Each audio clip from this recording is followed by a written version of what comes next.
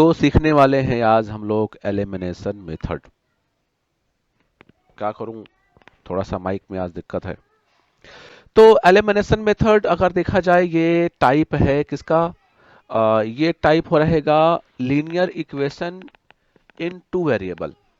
अगर देखा जाए तो linear equation in two variable में उसको सॉल्व करने का वो एक मेथड है। हालांकि बहुत सारे मेथड होते हैं, ग्राफिकल मेथड होता है, फिर क्रैमर रूल होते हैं, सब्स्टिट्यूशन मेथड होता है, और उसमें से एक हो गया एलिमिनेशन मेथड।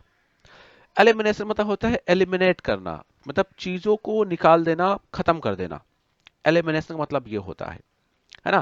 तो ये मेथड है कैसा, कैसे इसको सॉल्व करते हैं, इसके प्रॉपरली स्टेप्स क्या होते हैं, हम सब कुछ बारीकी से देखेंगे और एग्जांपल लेके सॉल्व भी करेंगे। और एक ही वीडियो में आपका पूरा कॉन्सेप्ट क्लियर हो जाएगा, गारंटी मेरी है। तो यहाँ पर अगर देखें तो यहाँ पर होप सो इतना मैं समझ के चलता हूं कि आपको ये मालूम है कि लीनियर इक्वेशन क्या होता है ना। ये देखो, ये हो गया लीनियर इक्वेशंस, ये तो मालूम होगा आपको, आपके टेक्स्ट बुक में भी होगा तो आपको मालूम होगा, है ना। अगर आपको नहीं मालूम है कि लीनियर इक्वेशन क्या होता है तो डिस्क्रिप्शन बॉक्स पर लिंक दिया हुआ है, जाकर वीडियो देख लो कि लीनियर इक्वेशन किसको बोलते हैं, उसके टाइप्स क्या होते हैं, है ना। तो यहाँ पर अगर देखा जाए लीनियर इक्वेशंस को सॉल्व करने का बाय एलिमिनेशन मेथड, तो पहला होता है कि इक्वेशंस को लीनियर फॉर्म में लिख दो।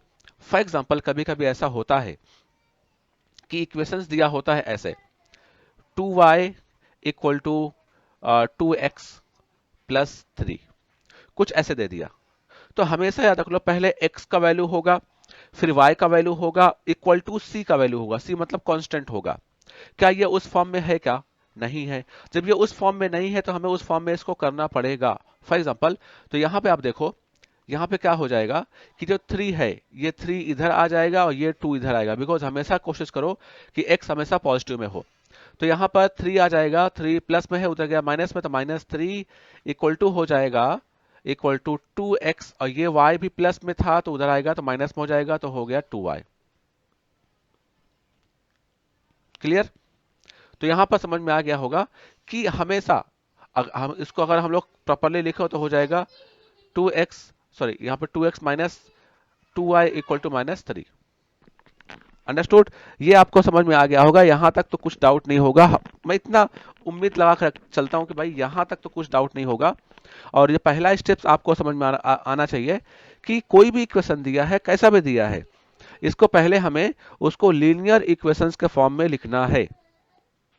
और जब तक लीनियर इक्वेशंस के फॉर्म में नहीं रहेगा तब तक हम लोग उसको आगे सॉल्व करने का प्रोसीड नहीं करेंगे। उसके बाद आप देखोगे यहाँ पर जो मेन चीज ये है, make the coefficients of one variable the same. यहाँ पे सॉरी सॉरी यहाँ पे क्या बोला है कि यहाँ पर दो कोएफिशिएंट है, तो x वाला, एक तो x का कोएफिशिएंट है और एक यहाँ पर y का कोएफिशिएंट है। यहाँ पर कोई भी एक कोएफिशिएंट सेम होना चाहिए, सेम करो नहीं है तो। फॉर एग्जांपल मैं अगर एग्जांपल में जाऊं तो यहाँ पर एग्जांपल देखो, यहाँ पर दिया है आपका इक्वेशन, लीनियर इक्वेशन दिया हुआ है। यहाँ पर देखो x का कोएफिशिएंट यहाँ पर 6 है, यहाँ पर कितना है 3 है, यहाँ पर y का 3 है, यहाँ पर कितना है 5 है। तो कोई भी एक कोएफिशिएंट को आप सेम कर दो, मतलब इधर भी अगर मैंने फर्स्ट इक्वेशन में, ये हो गया फर्स्ट इक्वेशन और ये हो गया सेकंड इक्वेशन। मैं फर्स्ट इक्वेशन में अगर मैं 3 से कर देता हूं मल्टीप्लाई तो हो जाएगा 6 3 जा 18, 18x minus 9y equal to -30, because हमने 3 से किया मल्टीप्लाई। और यहाँ पर 6 था तो हमने क्या किया, इसको मल्टीप्लाई कर दिया 6 से, तो 6 3 जा 18 x प्लस 5 6 30 इक्वल टू हो गया 5 0 0। यहाँ पर देखो 18 और 18 सेम सेम हुआ कि नहीं सेम हुआ। इसको क्या हुआ, x का कोएफिशिएंट यहाँ पर सेम हो गया। कोएफिशिएंट क्या होता है, वेरिएबल क्या होता है, नहीं मालूम है तो इसका भी एक सेपरेट वीडियो है, जाकर उसको देखो, उसका भी लिंक डिस्क्रिप्शन बॉक्स में दिया हुआ है। ये बेसिक होता है। देखो यही चीजें होती का, इसको आप लेकर आगे चलोगे तो यही चीजें हैं जो आपका रास्ता रोकेंगी। एक बात ध्यान में रख लो, अगर आप पहाड़ चढ़ने जा रहे हो ना, तो वहां पर ना पहाड़ आपको नहीं रोक रहा है कि आप ना चढ़ो, आपको रोक रहा है आपके जूते में फंसा हुआ एक छोटा सा कंकड़। वैसे ही आप मैथ सॉल्व करने जा रहे हो तो 10th का मैथ आपको रोक नहीं रहा है, आपको रोक रहा है आपका छोटा छोटा बेसिक जो आपको नहीं आता है, जिसको आप इग्नोर करते हो। इसलिए इसको इग्नोर ना करो। बेसिक चीज नहीं मालूम है, जाके जाओ, 5-10 मिनट का वीडियो होगा, उसको देखो अच्छे से, बेसिक क्लियर हो जाएगा। फिर भी नहीं क्लियर हुआ, मुझे फिर से बताओ कि हाँ नहीं क्लियर नहीं हुआ, मैं फिर से आपका हेल्प करूंगा क्लियर करने के लिए। तो होप सो जो आपका सेकेंड रूल है ये समझ में आ गया होगा। फर्स्ट तो हो गया कि उसको स्टैंडर्ड फॉर्म में लिखने का है, और सेकंड है आपका कि कोएफिशिएंट सेम होना चाहिए। अच्छा, यहाँ पे हमने x का कोएफिशिएंट सेम किया, आप चाहो तो यहाँ पर y का कोएफिशिएंट सेम कर सकते हो, डिपेंड्स ऑन यू कि आप किसका कोएफिशिएंट सेम करना चाहते हो। अगर y का कोएफिशिएंट सेम करना है तो फर्स्ट वाले इक्वेशन में हम लोग कर देंगे 5 से मल्टीप्लाई, है ना, कर देंगे 5 से, और सेकंड वाले में हम कर देंगे 3 से मल्टीप्लाई। क्यों करेंगे? क्योंकि यहां पर इंटरचेंज होता है नंबर का, इतना ध्यान में रखने का है। नेक्स्ट फिर रूल क्या बोल रहा है, हाँ, ऐड और subtract the equation two eliminate the one variable. मतलब क्या कि ऐड करो या सब्ट्रैक्ट करो, एक वेरिएबल को हमें खत्म करना है, हटाना है इक्वेशन से। रूल क्या बोलता है? रूल बोल रहा है if the coefficients are the same sign subtract the equations. मतलब यहां पर देखो, यहां पर जो हमारा कोएफिशिएंट सेम हुआ है उसकी साइन क्या है, उसके साइन यहां पर देखो, ये भी प्लस में है और ये भी प्लस में है, तो साइन सेम हुआ कि नहीं हुआ? तो यहां पर साइन सेम है, हो सकता है यहां पे माइनस भी हो सकता है, इधर माइनस भी हो सकता है।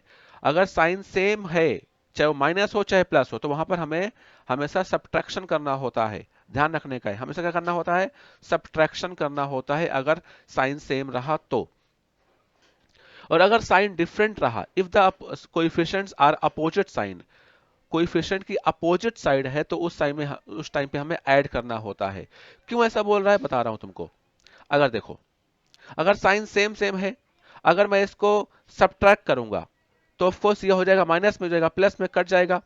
और अगर मान लेते हैं कि एक -18x होता और एक +18x होता, तो साइन डिफरेंट डिफरेंट है कि नहीं? डिफरेंट डिफरेंट है, तो 18 में से 18 क्या आ गया? 0, तब भी कट जाएगा, है ना। तो वो ध्यान रखने का है। तो इतना याद रख लो कि जो हमने कोएफिशिएंट सेम किया है, अगर उसका साइन सेम सेम है, चाहे वो प्लस हो चाहे माइनस हो, तो हमेशा हमें सब्ट्रैक्शन करना है। और अगर साइन डिफरेंट डिफरेंट है तो हमेशा हमें एडिशन करना है। और हमारा एम ये है कि एक वेरिएबल खत्म होना चाहिए इक्वेशन से, ठीक है। तो ये हो गया सेकंड, थर्ड स्टेप हो गया। नेक्स्ट उसके बाद क्या है? Solve the resulting single variable equations. यहां पर देखो, अगर यहाँ पे कैंसिल आउट हो गया, ये हो गया कैंसिल आउट, तो यहाँ बचेगा 330 और y, मतलब सिर्फ यहाँ पर y बचेगा ना, तो y को आप लोग सॉल्व कर लोगे। हालांकि हम अभी इसको प्रॉपर तरीके से सॉल्व करेंगे। नेक्स्ट स्टेप क्या है? Substitute the value found back into. अब देखो यहाँ पे तुम सॉल्व करोगे तो यहाँ पे तुम्हें लास्ट में किसका वैल्यू मिलेगा? y का मिलेगा। जो y का आंसर मिलेगा उसको तुम इसमें, चाहे इसमें और चाहे इसमें और चाहे इसमें पुट करके किसका वैल्यू निकाल लोगे? x का। y मिल गया है तो x निकाल लोगे, है ना। तो ये एकदम बेसिक से स्टेप्स थे, होप सो आपको समझ में आ गए होंगे। एक बार फिर से हम लोग रिकैप करते हैं, फिर से रिकैप करते हैं। पहला स्टेप क्या बोलेगा? हमें स्टैंडर्ड फॉर्म में लिखने का है, इक्वेशंस को स्टैंडर्ड फॉर्म में लिखने का है, हमारा ये हो गया पहला स्टेप। दूसरा स्टेप, कोइफिशिएंट सेम करना है, जो आसान पड़े वही कोइफिशिएंट हम सेम कर देंगे। तीसरा स्टेप है कि अगर साइन साइन सेम रहा, दो कोइफिशिएंट जो सेम है उनका साइन सेम रहा तो सब्ट्रैक्ट करेंगे, साइन डिफरेंट रहा तो हम लोग ऐड करेंगे। फिर जो मिला हुआ है उसको हम लोग सॉल्व करेंगे, मतलब कट आउट होने के बाद जो वेरिएबल बचेगा उसको हम लोग सॉल्व करके उसका निकालेंगे वैल्यू। उस वैल्यू को हम लोग दूसरे इक्वेशंस पे पुट करेंगे और उसका भी वैल्यू हम लोग निकाल लेंगे। सिंपल है। चलो, अभी हम लोग क्या करेंगे, यहां पर एक क्वेश्चंस को सॉल्व करके प्रॉपरली स्टेप जान लेते हैं कि क्या है और कैसे सॉल्व करना है। इसको पहले मैं रफ कर देता हूं अच्छे से, फिर हम लोग एक सॉल्व करते हैं क्वेश्चन को। अगर नहीं समझा हुआ है वो स्टेप्स, तो एक बार ये जब क्वेश्चन सॉल्व होएगा स्टेप्स, तो मुझे लगता है कि एक बार आपको प्रॉपर तरीके से समझ में आ जाएगा। यहां देखो,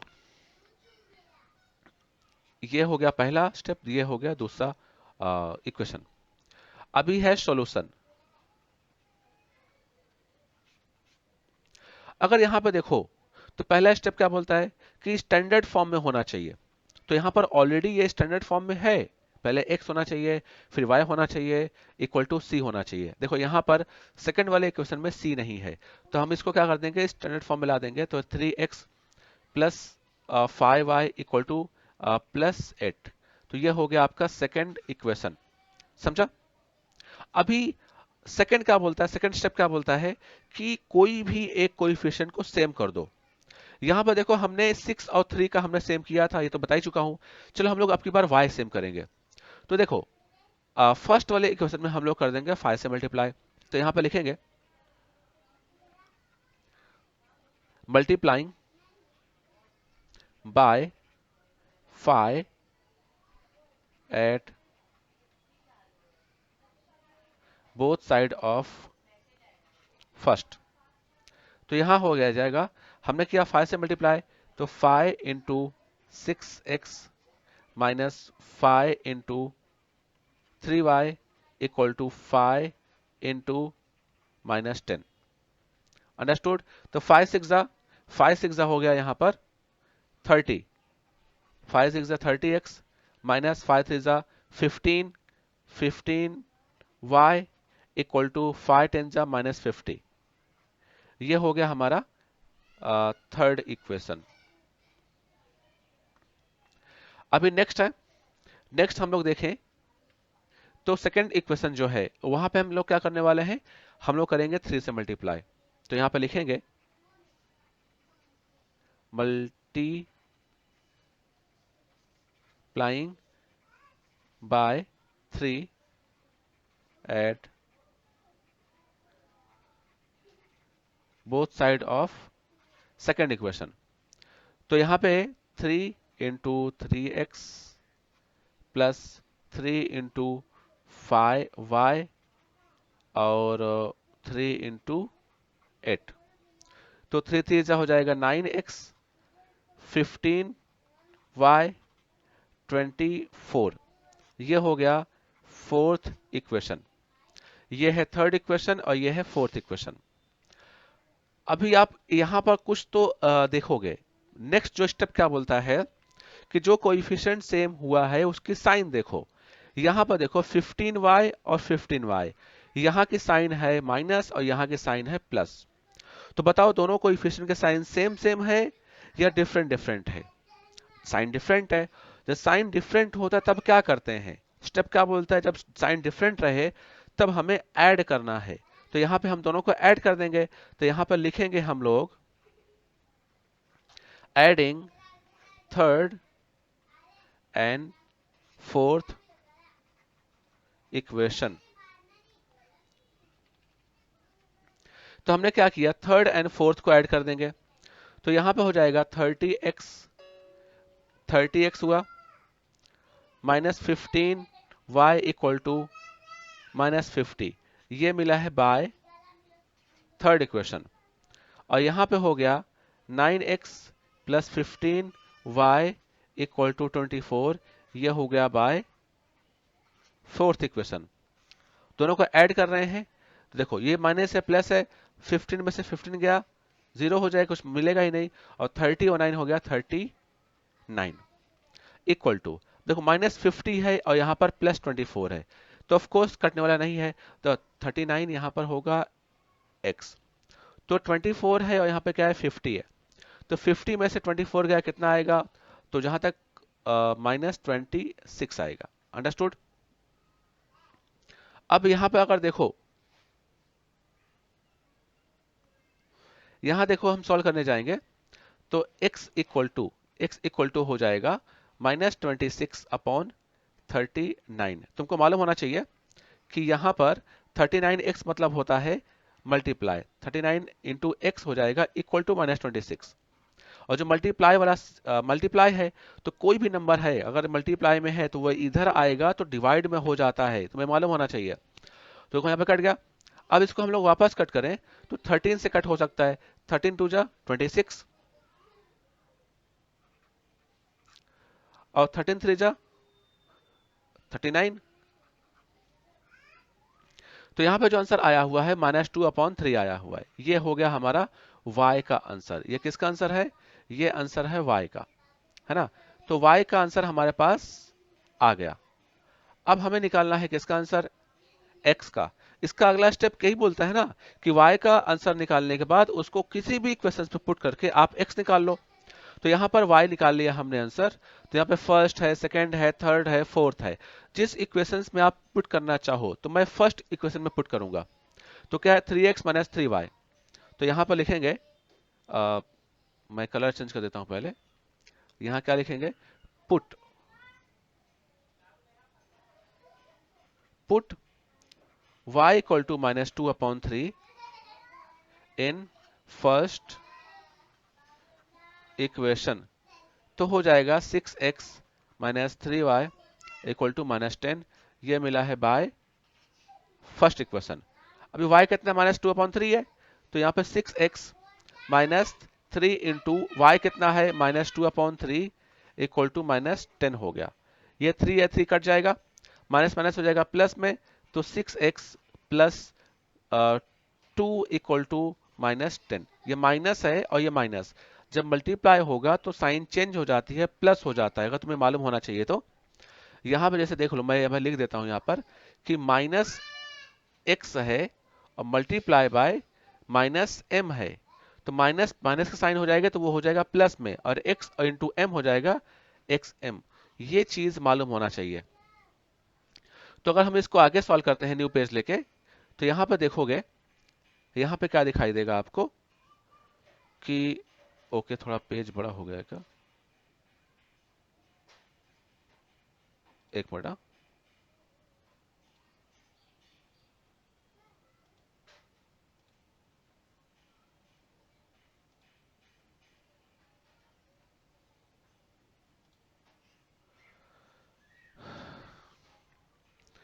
ये पेज थोड़ा सा,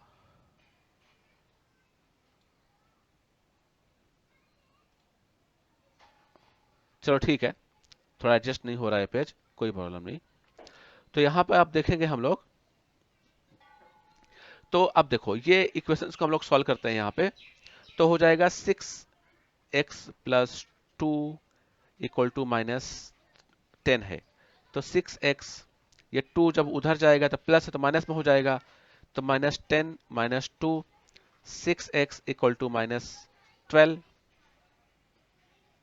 और अगर हम लोग यहाँ पे सॉल्व करते हैं तो 6 इंटू एक्स है इक्वल टू -12 है, बराबर है। तो यहाँ पर x इक्वल टू हो जाएगा -12/6। तो हो जाएगा -6 टू 10। तो x का आंसर आ गया आया है कितना, -2, बराबर है। तो ये प्रॉपर तरीके से स्टेप भी समझ में आ गया कि एलिमिनेशन मेथड होता क्या है, और हमने इसके बेस पर हमने क्वेश्चंस भी सॉल्व करके देख लिया कि भैया क्या होता है एक्चुअली ये स्टेप्स। तो होप से इसके स्टेप्स और एग्जांपल आपको समझ में आ गया होगा। इसके बहुत सारे टाइप्स भी होते हैं सॉल्व करने के लिए, मतलब एक लीनियर इक्वेशंस के अंदर ही एलिमिनेशन मेथड से सॉल्व करने के लिए क्वेश्चंस के टाइप्स भी होते हैं, है ना। तो कभी और टाइम मिलेगा तो हम उसको भी सॉल्व करेंगे। तो होप सो कॉन्सेप्ट क्लियर हो गया होगा। अगर कुछ डाउट है तो मुझे कमेंट बॉक्स में बताओ। Thank you so much for watching my video.